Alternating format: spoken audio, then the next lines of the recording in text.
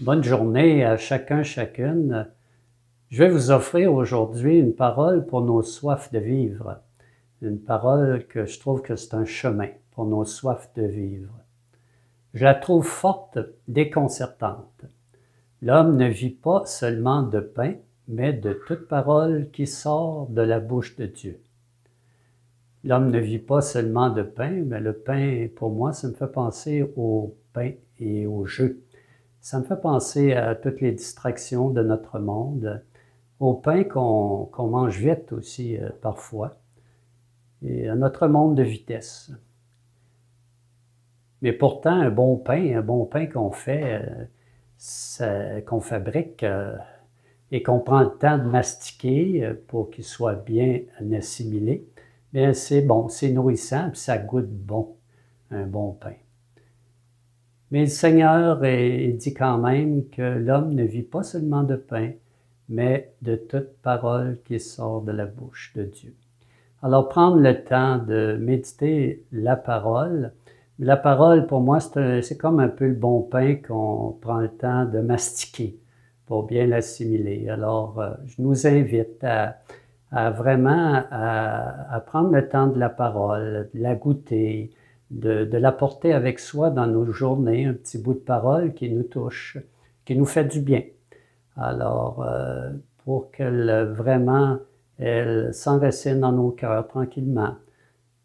Et ça me fait penser à Marthe et Marie, à l'évangile de Marthe et Marie.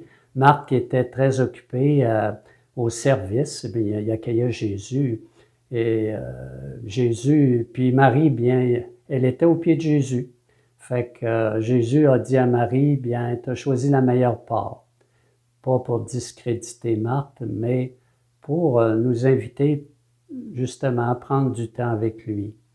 Et aussi, ça me fait penser à ce que j'ai lu il n'y a pas longtemps, un cultivateur qui avait, après une bonne journée de travail, bien, il est parti après souper dans ses champs, juste pour regarder pousser ses champs. C'était une façon de dire, bien, c'est sa femme d'ailleurs qui avait dit ça, mon mari est parti regarder pousser son champ. Et je pense à Marie aussi, notre mère Marie qui retenait les événements de Jésus dans sa vie, tout au long de la vie de Jésus, elle les a médités dans son cœur, elle a pris le temps de goûter.